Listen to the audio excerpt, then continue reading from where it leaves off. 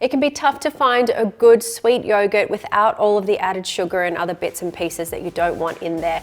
Today we're going to show you a really simple homemade mixed berry yogurt.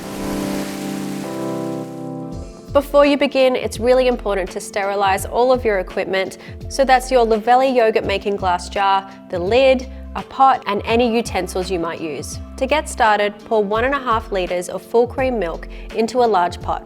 Gently heat the milk to 82 degrees Celsius or 180 Fahrenheit and hold it at that temperature for around 10 minutes. Give it a whisk every now and then to prevent it burning on the bottom.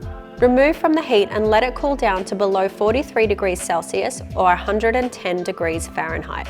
Once it's cooled down, add your starter culture and gently whisk it through. You'll need 2 cups of fresh or frozen mixed berries for this recipe. If you're using frozen mixed berries, then make sure they're defrosted beforehand.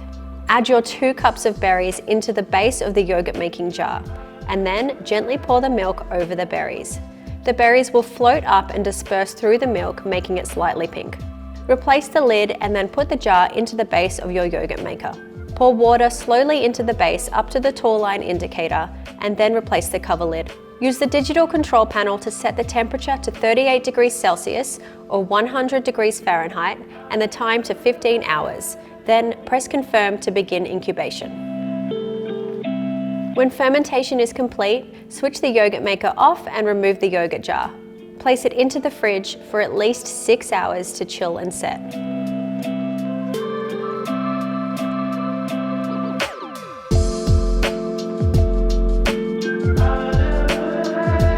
So there's our homemade mixed berry yogurt. Really great because you know everything that's gone in it and everything that's not in it, more importantly. No added sugar and really simple to make. Give it a go for yourself at home and let us know what you think in the comment section below. If you haven't already, then hit subscribe so you don't miss out on any of our recipes to come. If you enjoyed this video today, then give it a like for us and we'll be back really soon with another recipe.